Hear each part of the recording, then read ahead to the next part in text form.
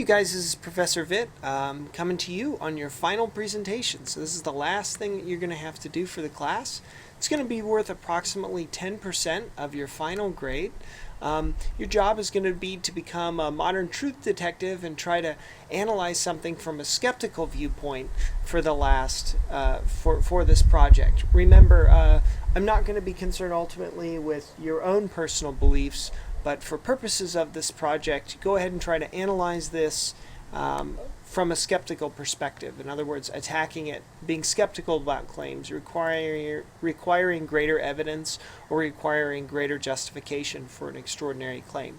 You are going to be able to pick. Now, I'm going to give you some ideas down here, but it's ultimately up to you.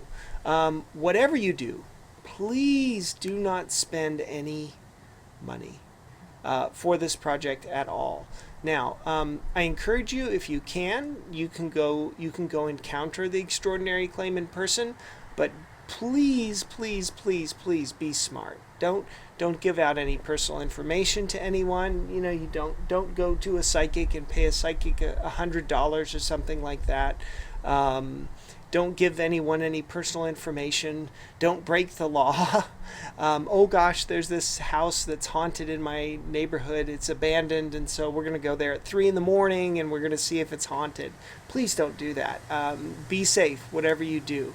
You don't need to spend any money for this particular project, but do what you can, right?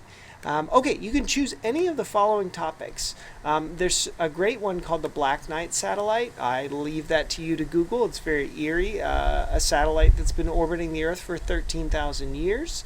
Homeopathy we didn't really cover. So, if it's something you're wary of doing, don't worry about it. Same with magnet therapy.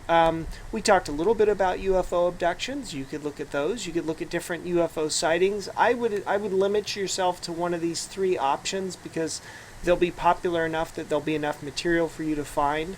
I do the Lonnie Zamora incident, RB-47, or the Phoenix Lights.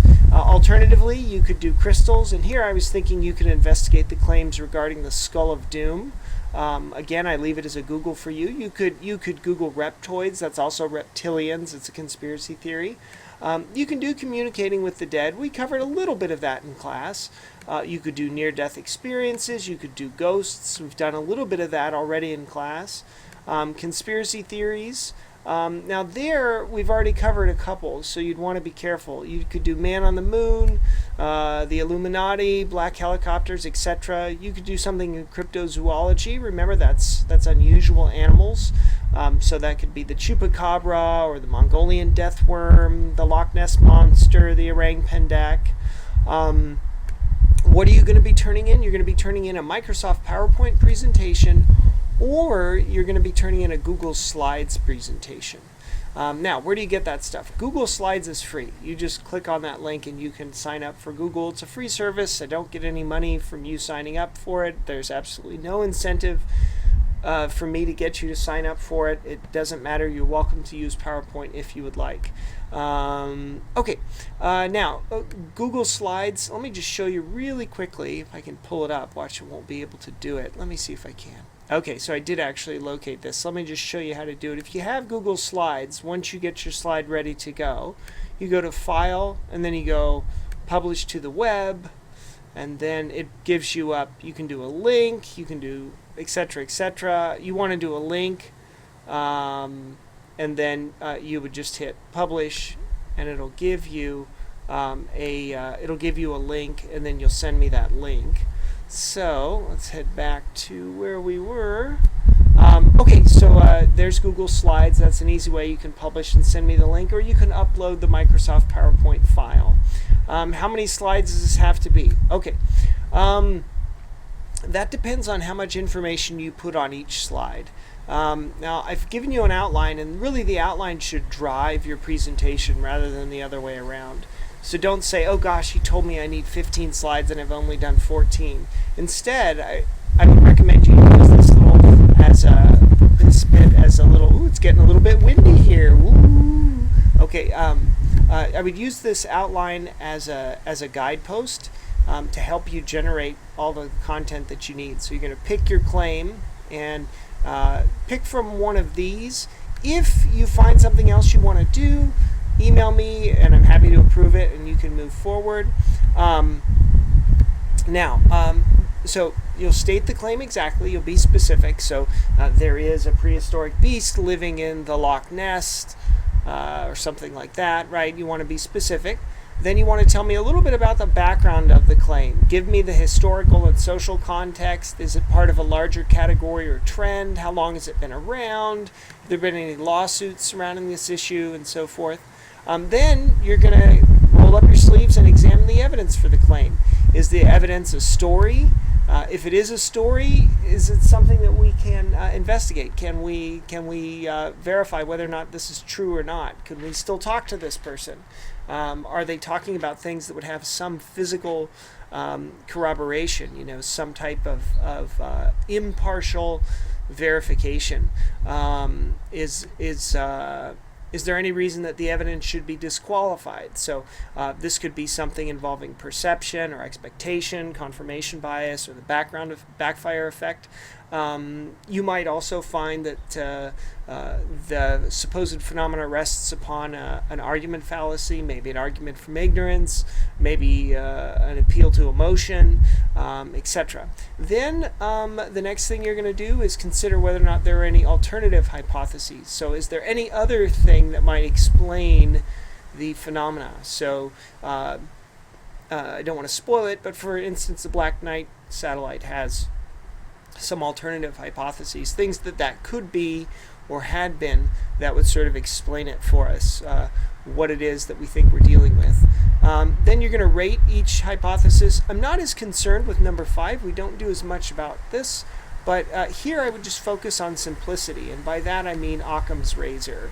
So you really want to think about Occam's razor. Is this the most simple explanation for what I'm encountering? Is there another more simple explanation that would explain the data just as well? Then I want you to tell me what you think the evidence supports. Again, this part of the paper I certainly want to know what you think. I think it's important what you think. That's valuable to know, but it's not what you're graded on. So I don't want you to feel as though you need to shy away one way or the other. I want to know what you think. That's important. And then also tell me about the sources that you used in coming to this. So I would do a couple of slides. I looked at this website, I looked at this source, I looked at this journal, I looked at this paper, etc. Now, if you generated your slide and you use something like these as headings, claim or history of claim, or claim, history, evidence, alternatives, rating the alternatives, what does the evidence support / what do I think? I think you'll be good in terms of your presentation. So let's talk about your grading. How are you going to get those final 10% in terms of your points? Well, half is going to be for content and half is going to be for the presentation itself. So by content, I mean, did you really address, and excuse me, it says 1 through 6, it should say 1 through 7, as applicable. So did you work through this outline?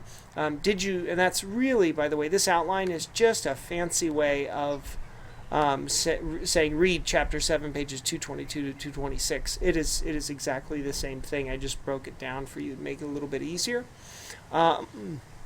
And did you apply the search formula? That's really just answering sections 1 through 7.